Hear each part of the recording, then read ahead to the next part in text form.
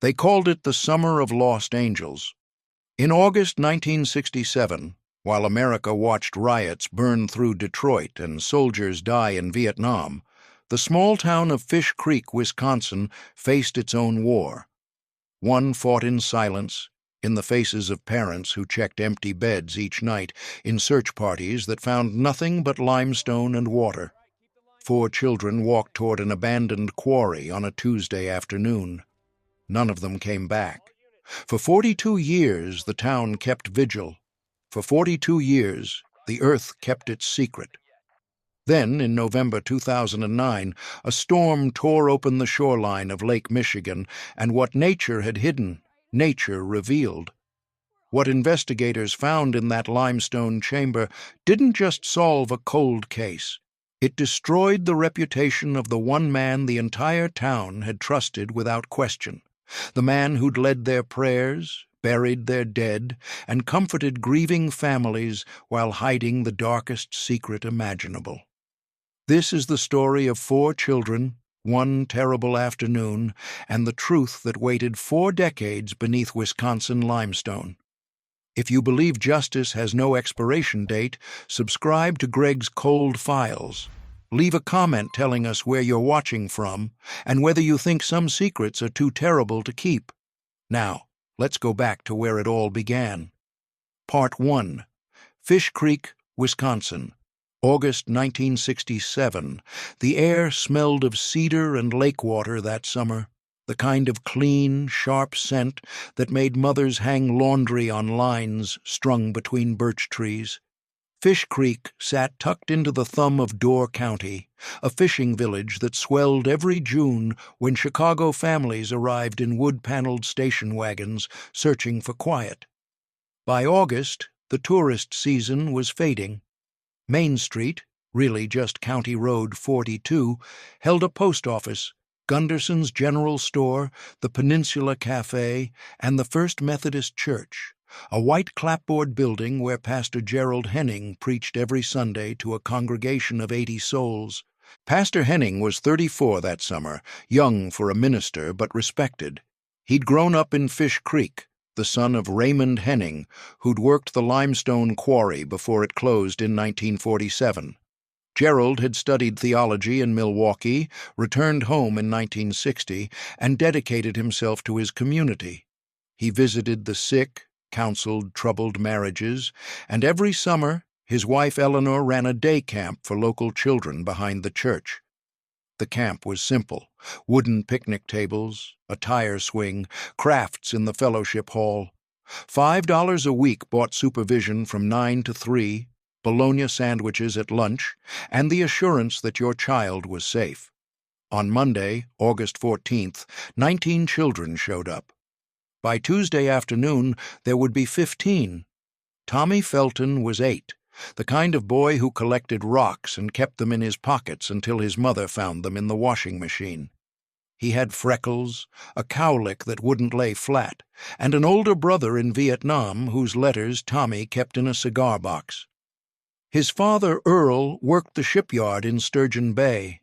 His mother, Donna, cleaned rooms at the Whistling Swan Inn. Carrie Felton, Tommy's sister, was 6. Blonde pigtails, always humming while she colored.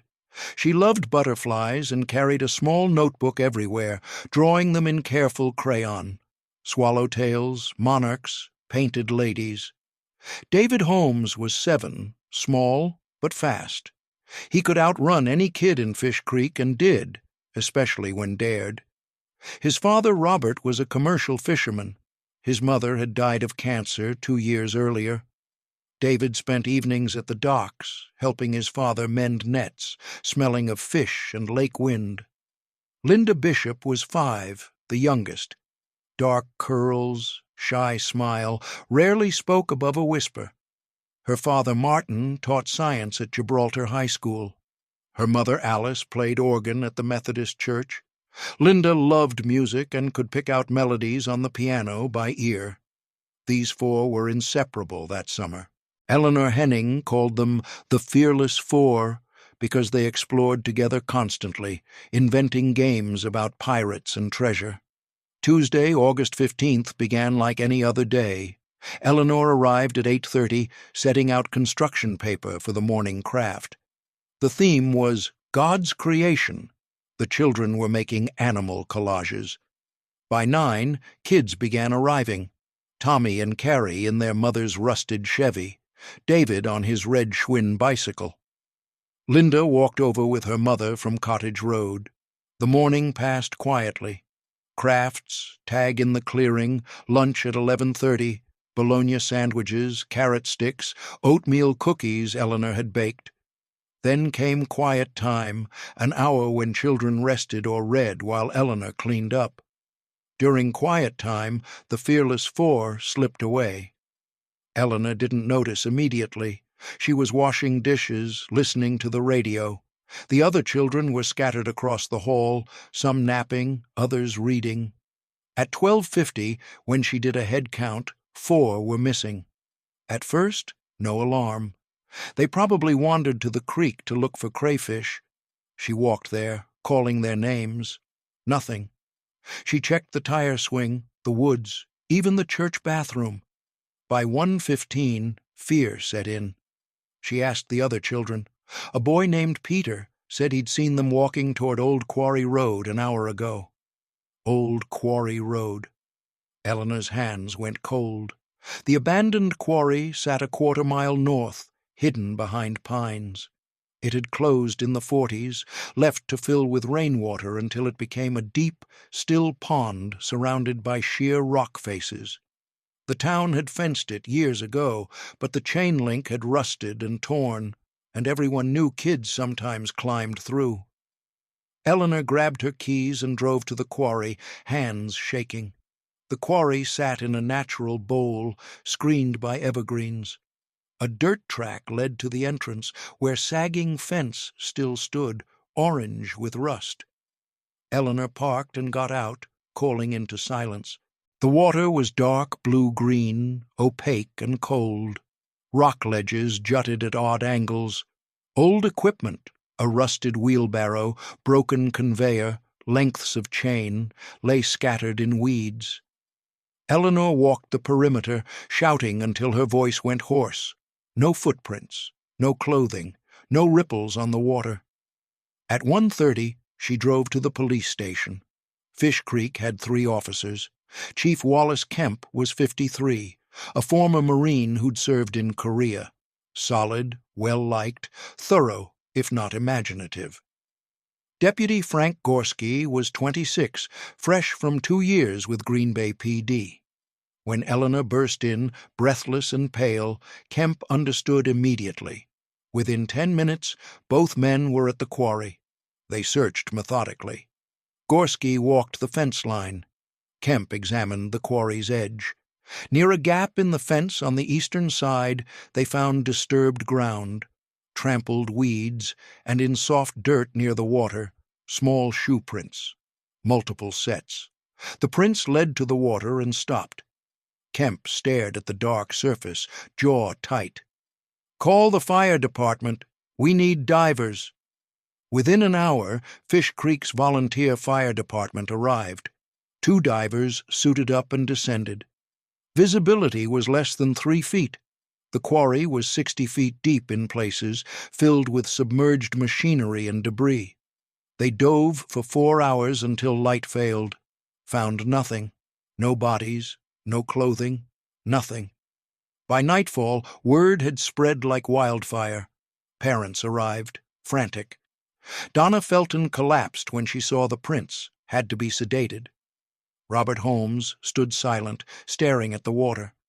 Alice Bishop sobbed into her husband's chest. Kemp expanded the search. He called Door County Sheriff's Department, Wisconsin State Patrol, even the Coast Guard. By Wednesday morning, over 200 volunteers had arrived. Locals, fishermen, off-duty cops, Boy Scouts from Sturgeon Bay. They searched for 6 days. Teams combed the woods in grids marked with surveyor's tape. Divers returned again and again, dragging the bottom with grappling hooks. Search dogs, German shepherds trained to find bodies, led handlers in circles and bayed at the quarry's edge, but never locked onto a scent. On the third day, a National Guard helicopter used thermal imaging, found deer, raccoons, a black bear, no children. Parents held vigil at the Methodist church every evening. Pastor Henning led prayers, his voice shaking as he asked God to bring the children home. Candles flickered in windows, hymns rose into the night. But the days passed, and the quarry gave up nothing. By August 21st, Kemp faced the unthinkable. At a press conference in the cramped town hall, he read from a prepared statement before journalists from Green Bay and Milwaukee. Despite extensive search efforts involving over 200 personnel, we have not recovered any remains or evidence. We are treating this as a missing persons case and exploring all possibilities. A reporter asked the obvious question. Do you believe the children drowned? Kemp hesitated. The shoe prints suggest they approached the water, but we've found no bodies, no clothing. It's possible they left the area by another route. Where else could they have gone? Kemp had no answer. In the absence of bodies, focus shifted. Had someone taken the children? If so, who? 3 names rose to the surface. The first was Otto Schmidt, 62, a German immigrant who'd come to Wisconsin in 1950. He lived in a cabin a quarter-mile from the quarry. Otto was a recluse, rarely came to town except for supplies. He spoke with a thick accent, kept to himself. In a tight-knit community, that made him suspect. Children called him the Hermit. Some parents warned kids to stay away, though no one could say exactly why. He'd never been accused of any crime, never showed aggression. But he was different, and in 1967 different was dangerous. The second was Walter Cobb, 47, who ran the day camp's maintenance and groundskeeping. Walter was a Fish Creek native, never married, lived with his elderly mother on the south edge of town. He'd been at the church that Tuesday morning, fixing a broken gutter. He'd left around noon, during quiet time, when the children disappeared. Walter was quiet, awkward around people, especially children. Some parents thought he watched the kids too closely during pickup. Nothing concrete, just a feeling. The third was less obvious, but couldn't be ignored. Robert Holmes, David's father. Grief did strange things to people, and Robert had been destroyed when his wife died. Some wondered if he'd been drinking too much, if maybe David had told him something, threatened to report something. It was a terrible thought, but Kemp couldn't dismiss it. Parents had killed children before. On August 22nd, Kemp and Gorski questioned all 3. Otto first. They drove to his cabin in the woods. Otto answered in overalls, white hair uncombed, pale blue eyes unblinking. I know nothing about missing children, Otto said, accent thick. I stay here. Mind my business. When's the last time you were at the quarry? Gorski asked. Long time. 2 years, maybe. You never go there? No need. Quarry is closed. Kemp asked to search. Otto hesitated, then nodded. The cabin was sparse. A cot, wood stove, table, 2 chairs. Shelves held canned food, books in German, hand tools. In the corner, a wooden crate filled with rocks and fossils from Otto's quarry days. Gorski searched thoroughly. Under the bed, in cupboards, even the outhouse. Nothing suspicious, no children's belongings, no signs of violence. But the town wasn't satisfied. Rumors spread. People claimed Otto had been seen near the quarry that day. Others said he'd been acting strange. A group of shipyard workers talked about confronting Otto until Pastor Henning intervened, urging calm. Kemp brought Otto in twice more. Each time, his story stayed consistent. A polygraph in Green Bay came back inconclusive. Otto showed stress, but the examiner noted language barriers and intimidation could account for that. Walter Cobb was next. They found him at his mother's house, a small bungalow with peeling paint. Walter was nervous, wringing his hands, sweating despite the mild temperature. "I was at the church in the morning," he said. "Fixed the gutter, left around noon, went to Gunderson's for supplies, then came home." "Anyone see you at Gunderson's?" "Mr. Gunderson, he can tell you." They checked. Gunderson confirmed Walter had been there around 12:15, bought nails and wood glue. The timeline was tight but possible. He could have left the church at noon, done something to the children, then gone to the store as an alibi. "You ever talk to those kids?" Kemp asked. "Tommy, Carrie, David, Linda?" "Sometimes. Just hello. I didn't really know them." "Any of them ever make you uncomfortable? Act scared of you?" Walter's face reddened. "No. Why would they?" Gorski leaned in. "Some parents say you watch the children pretty closely during pickup." I was just making sure they got to the right cars. Being careful." They searched his house with his mother present. She protested loudly, calling it harassment. They found nothing. Walter's room was neat, almost obsessively so. No children's items, no photographs, nothing incriminating. But something about Walter made Kemp uneasy. The nervousness felt like more than just intimidation. It felt like guilt. Robert Holmes was the hardest interview. Kemp respected grief, but he had a job to do. They met at Robert's house, a small rental near the docks. Robert sat at the kitchen table, unshaven, eyes red. "I know why you're here," Robert said quietly. "You think I hurt my son." "I have to ask the questions, Robert. You understand. I was on the boat, all day. Left at 6 in the morning, didn't dock until 4. By then, everyone was already searching." "Anyone with you?" "I fish alone, but I sold my catch to Peterson's Seafood. They can tell you what time I came in." They checked. Peterson confirmed Robert had delivered fish around 4:15. The quarry was 20 minutes from the docks. Robert could have done it, but the timeline was extremely tight. "David say anything to you recently?" Kemp asked. "Anything unusual?" Robert's face crumpled. "He was happy, excited about camp. He talked about his friends, Tommy, Carrie, Linda. They were planning to build a fort in the woods." His voice broke. "He was 7 years old. He wasn't scared of me. He wasn't scared of anything." Kemp believed him. Grief this raw couldn't be faked.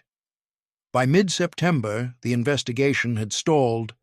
3 suspects, no evidence. The search parties had disbanded. Media had moved on. The parents were left with nothing but questions. On September 24th, the town held a memorial service at the Methodist Church. 4 empty chairs at the front, draped in white cloth. Pastor Henning spoke about faith and God's mysterious plan, but the words felt hollow. Donna Felton didn't attend. She was sedated, couldn't face the world. Robert Holmes sat in the back, expressionless. Alice Bishop played organ, fingers trembling over the keys as the congregation sang Amazing Grace. After, families went home to houses too quiet. Tommy's bedroom stayed exactly as he'd left it. Carrie's butterfly notebook lay open on the kitchen table. David's bicycle leaned against the garage. Linda's sheet music sat on the piano. The years that followed were a slow descent into grief. Donna Felton spent the next decade in and out of psychiatric hospitals. She died in 1979 of a heart attack at 46. Earl remarried in 1983, but never spoke of Tommy and Carrie. Their photos stayed on the wall, their names sealed in silence. Robert Holmes sold his boat, moved to Milwaukee, found factory work. Never returned to Fish Creek. Died in 1998, alone in a VA hospital. Alice Bishop stopped playing organ. Couldn't bear sitting at keys without thinking of Linda's small hands reaching for the same notes. She and Martin left Fish Creek in 1972, moved to Madison, had no other children. Alice died in 2001. Martin followed in 2004. The town changed. Fish Creek had been a place where people didn't lock doors, where children roamed free. After August 1967, that ended. Parents walked children to school. Curfews were enforced. The quarry was filled in with dirt and gravel in 1970, the town council voting unanimously to erase the site. But filling the quarry didn't fill the hole in the town's heart. Eleanor Henning resigned from the day camp, never worked with children again. She blamed herself for not watching closely enough. She and Pastor Henning moved to Illinois in 1974. She died in a nursing home in 2006, her final words reportedly asking forgiveness. Chief Kemp retired in 1975. He'd solved every case except one, and that one haunted him. He kept the case file in his basement in a box marked Felton Holmes Bishop, and every few years he'd read through it, searching for something he'd missed. Never found it. Died in 1991 of a stroke, the files still in his basement. Otto Schmidt lived in his cabin until 1988, died of pneumonia at 83. No one attended his funeral. His cabin was torn down, the land sold. The town's suspicion of Otto faded but never disappeared. Walter Cobb moved to Green Bay in 1970, worked in a paper mill until retirement, died in 2003. Some Fish Creek residents still whispered his name. Pastor Gerald Henning returned to Fish Creek in 1983 after his wife's death. He served the Methodist Church for another 12 years before retiring in 1995 due to Parkinson's disease. He moved to a nursing home in Green Bay, where he spent his final years in failing health. By the 1990s, the case was forgotten outside Fish Creek. The files sat in Door County storage, gathering dust. In 1992, a memorial plaque was installed outside the Methodist Church, in memory of Tommy Felton, Carrie Felton, David Holmes, and Linda Bishop, August 15, 1967. Forever in our hearts. But for those who'd lived through it, the question remained like a splinter in the mind. What happened to the children? The answer was waiting, deep in the earth, in a place no one had thought to look. And when it finally surfaced, it would destroy the one man Fish Creek had trusted above all others. Door County, Wisconsin, November 2009, the storm hit Lake Michigan on November 7th with 60-mile-per-hour winds and 30-foot waves. For 3 days, the lake roared, reshaping the coastline in ways that wouldn't be understood until the water calmed. When the storm passed on November 10th, the damage was extensive. Docks torn apart. Boats sunk. Beach erosion had carved away sections of shoreline, revealing geological features invisible for decades. Dr. Sarah Lindstrom noticed this immediately. Sarah was 41, a geologist from UW-Madison specializing in coastal erosion around the Great Lakes. The November storm was perfect for gathering new data. On November 11th, she drove up from Madison with 2 graduate students, Marcus Chen and Emily Holbrook. They worked their way south along the peninsula, photographing, measuring, collecting samples. By mid-afternoon, they'd reached Fish Creek, where the shoreline curved into low bluffs of Silurian dolomite. Sarah parked on a gravel pull-off and led her team down to the beach. The storm had stripped away several feet of topsoil from the bluff face, exposing fresh rock. About 20 feet above the waterline, a dark opening had appeared, a cavity in the rock, roughly 3 feet wide, partially obscured by boulders. "That's new," Sarah said, pulling out her camera. Marcus measured while Emily took GPS coordinates. Sarah climbed closer, shining her flashlight inside. The beam revealed not just a cavity, but a passage, a tunnel extending back into rock.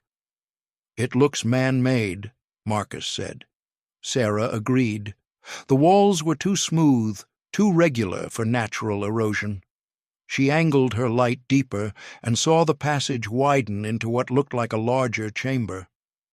"We need to check this out," Carefully, the rock could be unstable. She radioed her department, requesting permission to investigate. While waiting, Sarah cross-referenced their GPS location with historical maps. The area was directly adjacent to the old Fish Creek limestone quarry, operational from 1910 to 1947. The quarry had extensive underground drainage, hand-dug channels and chambers to divert groundwater. When it closed, the drainage system had been abandoned, buried under decades of sediment. The storm had exposed part of it. By November 12th, Sarah had assembled a team: Marcus, Emily, a structural engineer, and a speleologist. They entered at 9 in the morning, equipped with helmets, lights, and safety ropes. The passage was narrow at first, forcing them to crawl, but after 15 feet, it opened into a chamber roughly 12 feet across and 6 feet high. The floor was covered in silt and debris. Walls showed pick marks, evidence of quarry workers who'd carved this space by hand. At the far end, another passage led deeper. Sarah's team followed slowly, testing each step. The passage descended at a gentle angle, leading toward what Sarah estimated was the center of the old quarry site. 30 feet in, the passage widened into a second chamber. Emily saw them first. She stopped so abruptly, Marcus nearly ran into her. "Oh, my God!" Emily whispered. Sarah moved forward, flashlight cutting through darkness. On the chamber floor, scattered among rocks and silt, were bones, small bones, human bones, a child's skull, a rib cage, arm bones, leg bones, heartbreakingly small. And there wasn't just one set. There were 4. Sarah's stomach turned. She forced herself to breathe, to think like a scientist. "Nobody touch anything. We back out and call police, right now." Within 2 hours, Door County Sheriff's Department had cordoned off the site. By evening, the Wisconsin Department of Justice was notified. A forensic anthropology team from the state crime lab was en route. News spread through Fish Creek like wildfire. 4 children's bodies found in an underground chamber near the old quarry. Everyone over 60 knew immediately what it meant. Tommy, Carrie, David, and Linda had been found. The forensic team worked for 3 days, carefully excavating remains and documenting every detail. The chamber had remained sealed for 42 years, preserved by depth and density of surrounding rock. The bodies were skeletal, but remarkably intact. Dr. Robert Payne, lead forensic anthropologist, determined the remains were 4 children, 2 boys and 2 girls, aged approximately 5 to 8, matching the 1967 missing children. But the most significant discovery wasn't the bones. It was what surrounded them. Near the remains, techs found a blue notebook with water-damaged pages, a red bicycle spoke, a hair ribbon, and writing on the chamber walls, scratched into limestone with a sharp rock, words and phrases, crude but legible, in a child's hand. "Help us, can't get out. Tommy's hurt, Mama, please somebody." The words had been there for 42 years. A silent scream in the dark. Dr. Payne examined the remains for trauma. No bullet wounds, no stab marks, no evidence of violence, but one skeleton, the largest, likely Tommy's, showed a fractured skull consistent with a fall or blow from a falling object. The reconstruction began to take shape. The children had entered the drainage tunnel, exploring. Tommy was injured, possibly by falling or being struck by loose rock. The others tried to help, but in darkness and confusion, they became disoriented. The passage they'd come through had collapsed behind them, sealing them inside. They'd died from exposure, dehydration, and fear, trapped in the dark, waiting for help that never came. But one detail didn't fit. Near the chamber's entrance, where the passage had collapsed, forensic geologists found evidence the collapse hadn't been natural. The rocks blocking the passage showed tool marks, chisel gouges, and hammer strikes. Someone had deliberately caused the collapse. Someone had sealed the children inside while they were still alive. Оценка глав 8-5-10. Плюсы. Первый – сильный эмоциональный холд. 4 детей, детализированные портреты каждого. Второй – атмосфера 1967 года передана через детали. Вьетнам, отношение к эмигрантам, методы расследования. Третий – уникальный механизм раскрытия через геологическую экспедицию реалистично и избегает клише. Четвертое – надписи на стенах – жуткая и оригинальная улика, которой нет у конкурентов 5. Долгосрочные последствия для семей и города показаны убедительно. Минусы. Первый. Переход к 2009 году можно было сделать более плавным. Второй. Описание геологических деталей может быть слишком техничным для части аудитории 3. Некоторые описания поисковых операций можно было сократить. Счетчик слов. 6,850. Part 2. The discovery of tool marks changed everything. Dr. Robert Payne's report, submitted to the Wisconsin Department of Justice on November 18th, was unequivocal. The limestone blocks sealing the chamber entrance show clear evidence of intentional displacement through manual excavation tools consistent with quarry equipment. The pattern suggests controlled collapse executed by someone with knowledge of rock mechanics. This wasn't an accident. It was murder. On November 19th, the Wisconsin Division of Criminal Investigation opened a formal homicide inquiry. Special Agent Diane Kowalski, 52, took the lead.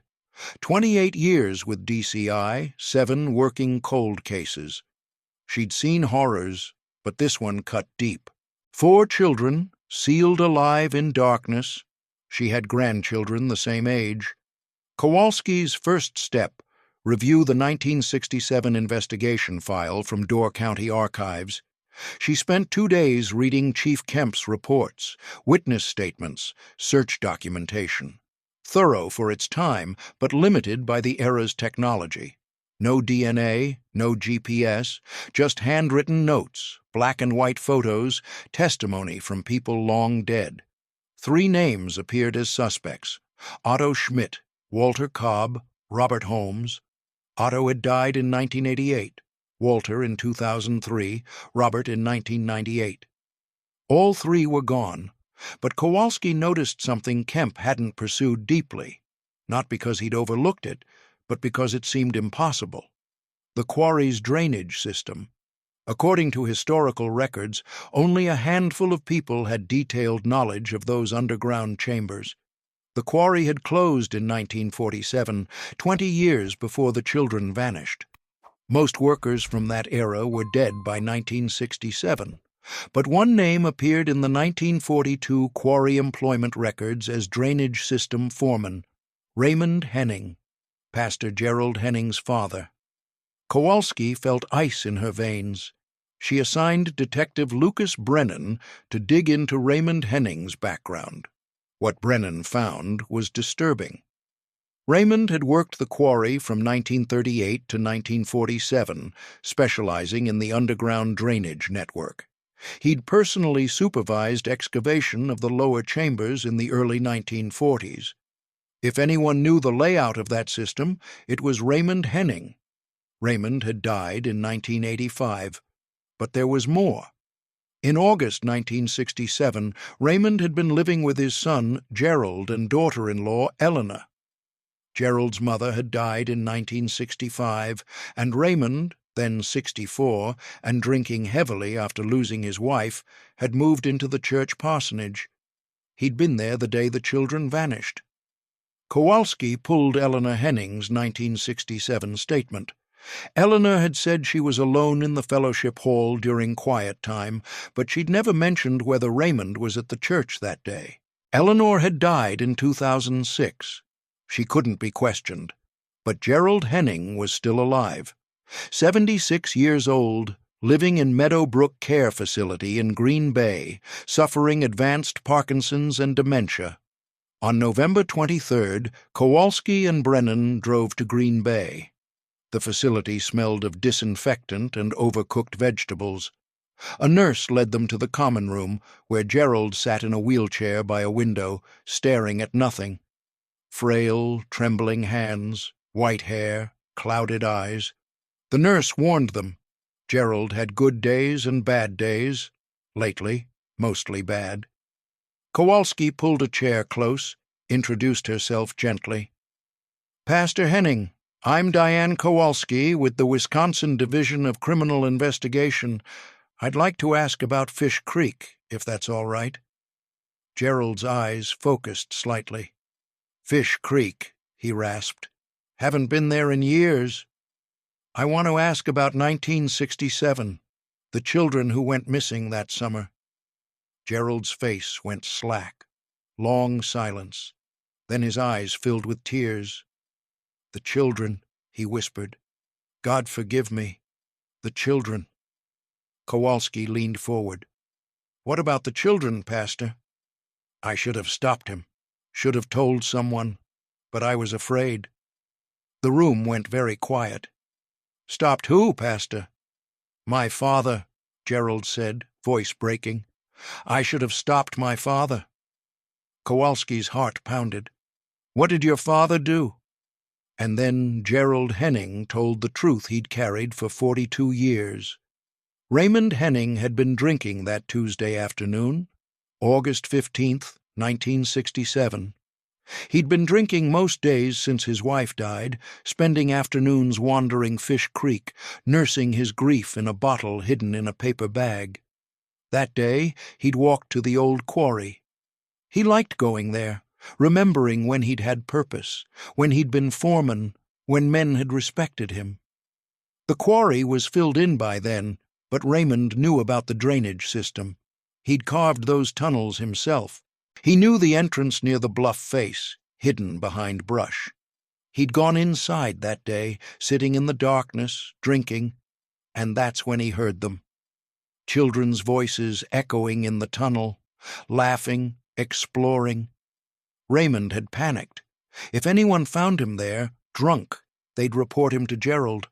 His son would be humiliated, the pastor's father, the town drunk, trespassing in dangerous tunnels.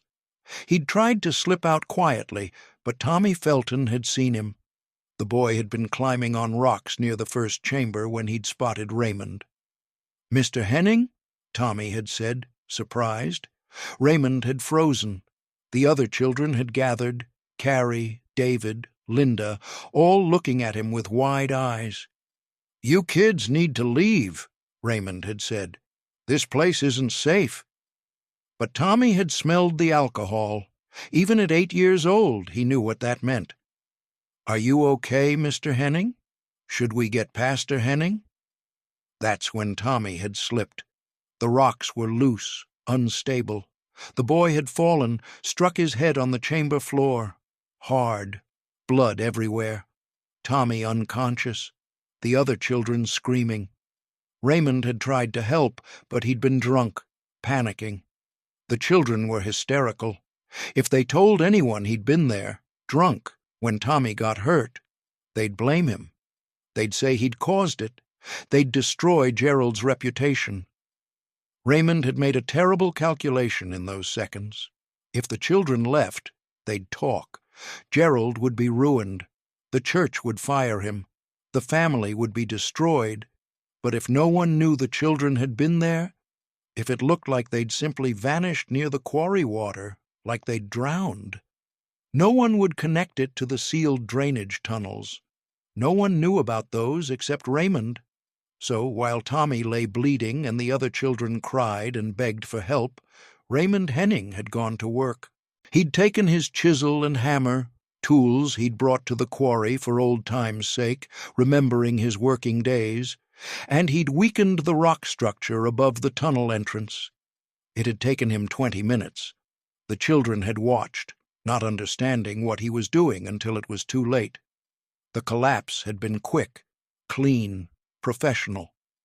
Raymond had caused controlled collapses dozens of times during his quarry days. He knew exactly how to do it. Then he'd covered the entrance with brush and walked home.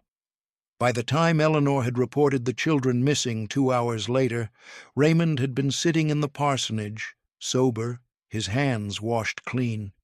He'd watched the search, watched Pastor Henning lead prayers, watched the parents weep, and he'd said nothing. He came home that night, Gerald told Kowalski, tears streaming down his face. His hands were torn up, bleeding. He told me everything. Said it was an accident, that Tommy was already hurt, that the children would have died anyway from the boy's injury. He said if I told anyone, they'd execute him. Our family would be destroyed. Kowalski's voice was hard. And you believed him. I was 17, Gerald whispered. He was my father. He said Tommy was dying anyway from the head wound. He said the other children would have frozen to death trying to find their way out. He said he'd just made it faster. Merciful. Merciful, Brennan said, his voice dripping disgust. I know, Gerald sobbed. I know it was evil. But I was 17. I didn't know what to do. And then days passed, then weeks, then months. And how could I come forward? I'd be complicit. They'd arrest me, too. So I said nothing. I became a pastor because I thought if I dedicated my life to God, if I helped others, maybe I could atone. You held memorial services for children you knew were dead because of your father, Kowalski said. I know. I've lived in hell for 42 years. I see their faces every night. I hear them calling for help. I tried to tell Eleanor once in 1972, but I couldn't get the words out. She thought I was having a breakdown. That's why we moved to Illinois. She never knew. Kowalski sat back, hands shaking. There was one more question. Where is your father buried? Fish Creek Cemetery, next to my mother. Kowalski and Brennan left in silence. In the parking lot, Brennan finally spoke. He was complicit. He knew for 42 years and never said a word. He was 17 when it happened, Kowalski said. A minor, under his father's control. He was an adult for the next 42 years. He watched those families suffer. Kowalski had no argument, but there was a complication. Gerald Henning's confession was legally problematic. He was 76, suffering dementia. His mental competency could be challenged. He hadn't committed the murders, only failed to report them. The statute of limitations on accessory after the fact had long expired. Raymond Henning, the actual killer, had been dead for 24 years, but the truth was known. On December 1, 2009, Kowalski held a press conference in Green Bay. The room was packed. Journalists, family members, Fish Creek residents. She explained the findings. The children had died in 1967, trapped in the quarry's drainage system. The tunnel collapse had been deliberate, caused by Raymond Henning, who had panicked after Tommy Felton's injury. Henning had sealed the tunnel to avoid blame, then lived with the secret until his death in 1985. The room erupted. Kowalski raised her hand for quiet. Pastor Gerald Henning, Raymond's son, had knowledge of the crime since 1967 but failed to report it. Given his age, mental condition, and the passage of time, the district attorney has determined that prosecution is unlikely to serve the interests of justice, a reporter asked about the families. We've notified surviving family members. This is a deeply personal tragedy, and we're respecting their privacy. What Kowalski didn't say publicly was how they'd reacted. Earl Felton had died in 2007. His second wife, Ruth, wept for a husband who'd carried grief to his grave without knowing. Margaret Holmes, David's sister, listened in silence, then hung up. 3 days later, she sent a letter thanking DCI and asking never to be contacted again. Martin Bishop, Linda's father, was 83, still alive in Madison. When Kowalski called, he listened without interrupting. Did she suffer? "We believe they lost consciousness relatively quickly," Kowalski lied gently. "Thank you for finding her." He died 4 months later, April 2010. The remains were released in January 2010. Tommy and Carrie were buried together in Fish Creek Cemetery, not far from Raymond Henning's grave. David's ashes were scattered in Lake Michigan. Linda was buried next to her mother in Madison. On February 14, 2010, Fish Creek held a final memorial service. Over 300 attended. The memorial plaque was updated. Tommy Felton, 1959-1967, Carrie Felton, 1961-1967, David Holmes, 1960-1967, Linda Bishop, 1962-1967, found November 2009, rest in peace. The Door County DA announced no charges against Gerald Henning. The decision was controversial, but most understood that prosecuting a dying man accomplished nothing. Gerald Henning never left the nursing home. His Parkinson's worsened. His dementia deepened. Nurses reported he frequently called out in his sleep, Tommy, Carrie, David, Linda, begging forgiveness. But before he lost the ability to communicate entirely, Gerald did one final thing. In March 2010, with Kowalski's help, he recorded a video statement. Sitting in his wheelchair, trembling, tears streaming, he looked into the camera and spoke directly to the families. "My name is Gerald Henning. For 42 years I kept silent about what happened to your children. My father killed them, and I said nothing. I cannot undo that evil. I cannot bring them back. But I want you to know, not a day has passed that I haven't thought of them, not a night that I haven't prayed for their forgiveness.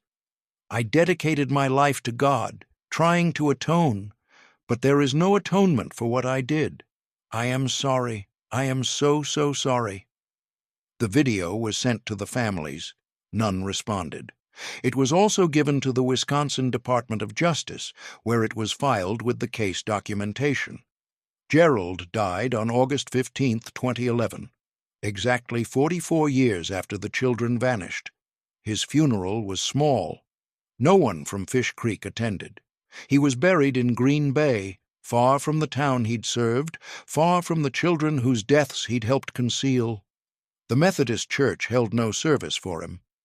In the months after, the story became a case study in criminology courses, cited in discussions about the psychological burden of silence.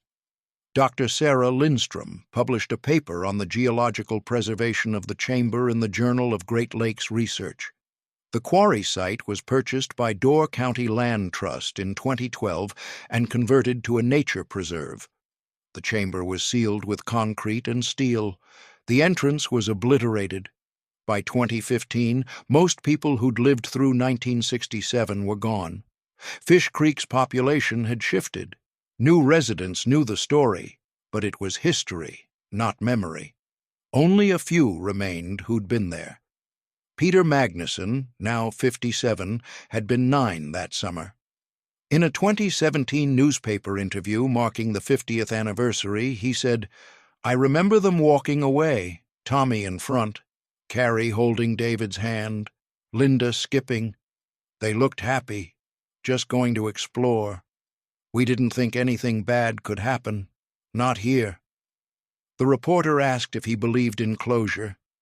Peter thought for a long time. "No, I don't think there's closure for something like this. There's just knowing, and knowing doesn't fix anything.